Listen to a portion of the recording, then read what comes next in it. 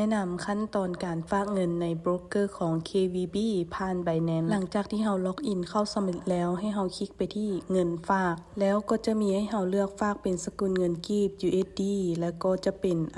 สกุลเงินดิจิตอลเนาะซึ่งนุชเองจะเลือกฝากเป็น BEP สาวทีนี้ให้เราคลิกเข้าไปที่เงินฝากของสกุลเงินที่เราต้องการจะฝากเข้าไปหลังจากที่เราคลิกเข้ามาแล้วเนาะแม่ให้เราใส่จำนวน USDT ที่เราต้องการจะฝากซึ่งนุชเองจะใส่เป็น$20หลังจากนั้นกดขั้นตอนต่อไปได้เลยซึ่งตัวนี้จะฝากขั้นต่ำ$10หลังจากนั้นก็จะมีหน้าต่างนี้โชว์ขึ้นมาแล้วให้เราคัดล็อกเอาที่อยู่ตัวเนี้ยเนาะหลังจากนั้นเข้าไปที่แอปของ Binance เมื่อมาหน้าต่างนี้แล้วให้เรากดไปที่ทรัพย์สินหรือกระเป๋าเงินหลังจากนั้นกดส่งแล้วกดคำว่าถอนคริปโต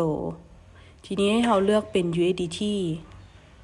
ก็จะมีหน้าตั้งนี้โชว์ขึ้นมาเนาะสำหรับที่อยู่แม่ให้เราวางตัวที่เราคัดลอกมานั้นใส่สำหรับการเลือกเครือข่ายเนาะเราจะเลือกไซส์เป็น BSC BNB Smart Chain BEP สาวซึ่งตัวนี้แม่แนะนำให้กดสอบละเอียดเนาะเพราะมันเป็นสิ่งหนึ่งที่ละเอียดอ่อน